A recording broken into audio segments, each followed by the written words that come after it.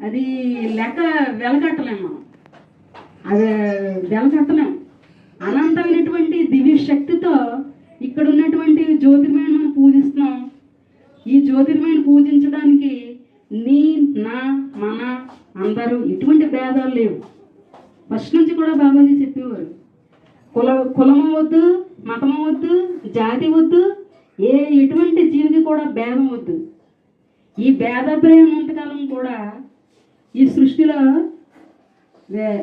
విశ్వకర్మ యొక్క సత్క్రియలు ఆటంకాలు జరుగుతూనే ఉంటాయి. ఇప్పుడు రానున్న కాలంలో చెప్పారు కొన్ని విషయాలు బాబాజీ.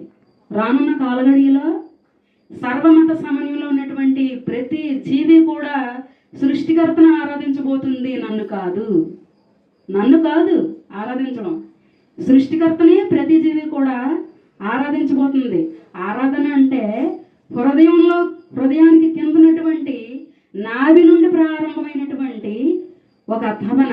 ఆ తపనకి అర్థం మహాత్ములు ఏం చెప్పారంటే తపస్సు. తపస్సు తపస్సు అంటే నాభి నుంచి ప్రారంభం అవుతుంది. ఇటువంటి మహోన్నతమైనటువంటి కార్యక్రమాన్ని సృష్టికర్త ఎవరితో చేయించబోతున్నారు? జ్ఞానులతో, తర్వాత దివ్యాత్మతో, తర్వాత మహాత్ములు, సిద్ధులు, అవధూతలు, మస్తులు, ఇటువంటి మహోన్నతమైనటువంటి కార్యక్రమాలు చేయించబోతున్నారు. ఇప్పటికీ కూడా బాబాజీ యొక్క కార్యక్రమం ఇంకా ముగించలేదు. బాబాజీ భౌతికంగా లేకపోయినా ఆయన శరీరంతో ఉన్నారు. ఉన్నంతకాలం మనకి ఇలా జరిగింది, ఆయన లేరు అని ఎవరు కూడా పొరపాటుగా ఊహించవద్దు. ఆయన సూక్ష్మాంతర గ్రహాల్లో ఉన్నటువంటి మహాగ్రహి. గ్రహి అంటే గ్రహించడం. అటువంటి దివ్యశక్తి యొక్క ఆశీస్సులు మనం పొందుతూ ఈ రోజు కాదు, ఇంత ముందు కూడా ఎన్నో ఆరాధనలు రెడ్డి గారు, అరటిపూడి రెడ్డి గారు ఆ ఇంటి దగ్గర, అలాగే మోషన్ ఇంటి దగ్గర, దాలేడని ఇంటి దగ్గర, ఇంకా నాయుడు గారి ఇంటి దగ్గర ఎన్నోసార్లు ఆరాధనలు జరిగాయి. ఈరోజు ఇంకా మన అప్పలనాయుడు గారు ఉన్నారు విశాఖపట్నం, గోపాలపట్నం అప్పలనాయుడు గారి ఇంటి దగ్గర కూడా ముఖ్యమైన ఆరాధన జరిపించాలని, అలాగే మన మోస్ట్ డివోటీ పేరు గుప్తా గారి ఇంటి దగ్గర కూడా ఆరాధన జరగాలని కోరుకుంటున్నాను. అలాగే నాకు ఇటువంటి అవకాశాన్ని ఇచ్చినటువంటి జ్యోతి జ్ఞానులందరికీ కూడా నేను హృదయపూర్వకంగా నమస్కారం చేస్తున్నాను. అలాగే జ్యోతిర్మయ ప్రభుజీ వారి విశ్వశాంతి జ్యోతిర్మయ ప్రభుజీ వారి జన్మదిన వేడుకలు రేపు వచ్చి లక్షవారం నాడు 12వ తారీఖుని మనందరం కూడా అక్కడ కలుసుకొని బాబాజీ ఇచ్చినటువంటి ఆత్మానందాన్ని అక్కడ కూడా అమరపూరిలోనూ మనం పొందాలని నేను కోరుకుంటున్నాను. అలాగే ఒక ముఖ్యమైన విషయం, ఇక్కడ బొడ్డపిల్లమ్మ గారి గురించి ఒకే ఒక విషయం చెప్తున్నాను. బొడ్డపిల్లమ్మ గారి యొక్క ఆశీస్సులు ఆవిడ జన్మతోనే ప్రారంభమైంది. అంటే కృతియుగానికి ముందు కూడా అమ్మగారు జగన్మాత, బాబాజీ జగదీశ్వరుడు, అంటే జగద్గురుమాత బొడ్డపిల్లమ్మ. అమ్మగారు బొడ్డపిల్లలో నివసించినందువల్ల ఏమైందంటే బొడ్డపిల్లమ్మ గారు అని పేరు వచ్చింది, బొడ్డపిల్లమ్మ అని పేరు వచ్చింది. అమ్మగారు జన్మ విశ్వం ఎప్పుడైతే జన్మించిందో అప్పుడు ఒక మహాదివ్య శక్తి సృష్టికర్త యొక్క ఎడం భాగం నుంచి అణువు రూపంలో జన్మించింది. ఆ అణువు రూపాంతరం చెందుతూ మానవ రూపం ధరించి అక్కడ నుంచి విశ్వజననానికి కారణమైంది. ఆ విశ్వజననానికి మనం జ్ఞానులవి, మానవులవి, తర్వాత సమస్త సృష్టిలో ఉన్నటువంటి ప్రతి జీవి పెట్టినటువంటి పేరు విశ్వం, విశ్వేశ్వరం, విశ్వకర్మ జ్యోతిర్మయం. అంటే విశ్వం, విశ్వేశ్వరం, విశ్వకర్మ జ్యోతిర్మయం కూడా సృష్టికర్తలో ఉన్నటువంటి మహాభావం, అంటే అర్ధభావం. అర్ధభావం అని కాదు, ఆయన దేహమే భావం. ఈ విశ్వానికి మనం పెట్టుకున్నటువంటి పేరులో జగం ఉంది. జగం అంటే ది లాస్ట్ అండ్ ఫైనల్గా వచ్చిన పేరు జగం అని అంటున్నాము. ఈ జగాన్ని పరిపాలించినటువంటి ఏకైక వ్యక్తి సృష్టికర్త. ఆయన సంకల్పం లేకుండా ఏ రాజ్య పరిపాలన కానీ, చీమ నడక కానీ, మానవుని యొక్క జీవితం కానీ, అణువు యొక్క పరిణామం కానీ రూపాంతరం చెందదు, నడవదు. ఇప్పుడు శివోహం సృష్టికర్త నుంచి వచ్చినటువంటి అహానికి శవం, శవోహం అని పెట్టుకున్నాం మన పేరు. హిందూ సాంప్రదాయంగా చూస్తే అల్లా మాలిక్ సబ్కా మాలిక్ ఏక్, God is one, he is one light, he is living to your heart. అవి ఎవరన్నారు? God speak is Meher Baba చెప్పారు. అలాగా కృష్ణుడు అహింస పరమో ధర్మ అంటే కృష్ణుడు గుడ్డు కూడా తినొద్దున్నారు. ఎవరైనా తింటే తినొచ్చు, కానీ ఆ గుడ్డులోనూ కూడా ప్రాణం ఉంది కాబట్టి గుడ్డును కూడా పరమాత్మ, కృష్ణ పరమాత్మ తినొద్దని చెప్పారు.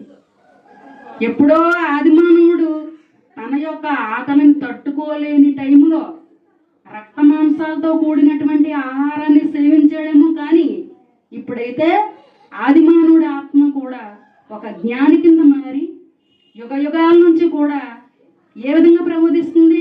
మాంసాహారం ఖండం చేయమని ప్రతి దేహంలోనూ కూడా నిలబడి కన్నీరు పెట్టుకుంటూ ఆనాడు తాను చేసినటువంటి తప్పుల్ని ఆదిమానవుడి తాలూకా స్త్రీ పురుషుల యొక్క ఆత్మ ఘోషిస్తుంది ఇప్పటికీ కూడా. దివ్య గ్రంథాన్ని పురస్కరించుకొని చూస్తే చాలా ఘోరమైనటువంటి సౌకర్యాలు లేనటువంటి జీవితం గడిచింది. అటువంటి జీవితాన్ని మానవుడిలోనూ ఉండకూడదు, క్రూరత్వం మానవుల్లో ఉండకూడదు, శాంతత్వ స్వభావంతో మానవ జీవితం గడవాలని చెప్పేసి దివ్య సనాతన ప్రచోతన పరబ్రహ్మైనటువంటి సృష్టికర్త మానవ దేహాన్ని ధరించి ఇప్పుడు అనేక సౌకర్యాలు ఇస్తున్నా సరే భారతదేశంలో ఇంకా అరాచకాలు ఎన్నో కూడా జరుగుతున్నాయి, జరిపిస్తున్నారు మానవులకు మానవులే. జ్ఞానం తెలుసుకోవాల్సిన ఒక ముఖ్యమైన విషయం ఏంటంటే, మనం పుట్టాము, పెరిగాము, జీవిస్తున్నాం, తర్వాత మనం వచ్చినటువంటి గమ్యస్థానం చేరుకోబోతున్నాం. ఆ గమ్యస్థానానికి చేరుకోవాలి అంటే మనకి మార్గం 11 మెట్లతోటి మార్గం ఏర్పడింది. ఎడంవైపు అంతర్వాణి, కుడివైపు గుణారామం. మనం నడిచినటువంటి జీవన విధానం సత్ప్రవర్తన. ఆ సత్ప్రవర్తన కలిగి ఏ రోజైతే మనం ఒక మెట్టు ఎక్కుతూ మనం 13 మెట్లు ఎక్కామో అప్పుడు మనం జన్మరాహిత్యాన్ని పొందడానికి బాబాజీ మనకి అనుమతినిస్తారు. అక్కడ ఇది వరకు కూడా ఒకసారి నేను మీ అందరి సమక్షంలోనూ చెప్పాను. అది చెప్పడం కాదు, నా యొక్క సోదరిమణులు కాబట్టి మీరు అందరూ కూడా మరొకసారి నేను చెప్తున్నాను. అంతర్వాణి గుణారాగాన్ని మించినటువంటి మంత్రం ఏది కూడా భూమి మీద ఇంకా మన జ్ఞానులకి అందించడానికి దివ్య గురువు రారు. ఇక ఈ వేద మంత్రాలు, మంత్రోచ్చారణలు, పూజ, నమాజు, ప్రార్థన ఇవన్నిటితో కూడా అయిపోయినాయి. ఇవన్నీ జపించడం జరిగిపోయింది. తపస్సు, మౌనం, యజ్ఞం, హోమం, యోగా అన్నీ కూడా అయిపోయినాయి. ఇంకా లాస్ట్ అండ్ ఫైనల్ ప్రేయర్ ఒక అంతర్వాణి, సత్ప్రవర్తన, గుణారాగం. ఈ మూడింటితోని మన జ్ఞానులు మన వంశాలను అభివృద్ధి చెందిస్తూ ఆ వంశాలను జాగ్రత్తగా కాపాడుకుంటూ ఆంధ్రప్రదేశ్లో ఉన్నటువంటి ప్రతి జ్ఞానియే కాకుండా మన ప్రపంచంలో అనేక రాష్ట్రాలలో, అనేక దేశాల్లో, అనేక ఖండాల్లో మన జ్యోతిభక్తులు జీవించడం జరుగుతుంది ఉపాధుల నిమిత్తం. వారందరికీ కూడా మన యొక్క ఆశీస్సులతో పాటు భౌతికంగా ఉన్నాం కాబట్టి మన ఆశీస్సులు ఉండాలి. శరీరం విడిచిపెట్టినటువంటి దివ్యాత్ముల యొక్క ఆశీస్సులు అక్కడికి వెళ్ళి సృష్టికర్త యొక్క సంకల్పంతో అక్కడ ఉన్నటువంటి జ్ఞానులకి, దివ్యజ్ఞులకి, ఇంకా మహాత్ముల యొక్క కాంతి కిరణాలకి కూడా అక్కడ ఉన్నటువంటి ప్రతి జీవికి కూడా ఈ యొక్క గుణారాగం, అంతర్వాణి అందించబడి వారందరూ కూడా క్షేమంగా, సుఖంగా, శాంతిగా ఉండాలని నేను హృదయపూర్వకంగా కోరుకుంటున్నాను. అలాగే రామమూర్తిని మనకి ఈరోజు ఒక గురువుగా బొడ్డుపిల్లమ్మ గారు, జగద్గురు అయినటువంటి విశ్వేశ్వర విశ్వకర్మ యొక్క ఆశీస్సులతో సృష్టికర్త జ్యోతిర్మయ ప్రభుల వారి జ్ఞాన ప్రవచనాలు ఫస్ట్ నుంచి చదివారు. అప్పటికి గుప్త గారు రాలేదు. మరొకసారి ఆ యొక్క వర్డ్స్ ఆయన కూడా వినేలాగా నేను చదవమని మరొకసారి ప్రార్థన చేసుకుంటున్నాను అన్నిటికీ. అలాగే మా బాల్యం నుంచి మమ్మల్ని చూస్తున్నటువంటి మోషన్కి దాలేడని గారికి, వారి కుటుంబ సభ్యులందరికీ కూడా నేను కృతజ్ఞతలు తెలుపుకుంటున్నాను. అలాగే అమర్పూర్లో ఉన్నటువంటి ప్రతి జ్ఞానికి, అక్కడ కంటికి కనబడలేనటువంటి ప్రతి జీవికి కూడా ఈరోజు నేను హృదయపూర్వకంగా నమస్కారం చేసుకుంటున్నాను. జయజ్యోతి జగజ్యోతి. ఈ ఆనంద సమయంలో అందరూ కూడా అమర్పూరి రావాలని కోరుకుంటున్నాను. జయజ్యోతి జగజ్యోతి జై బాబు.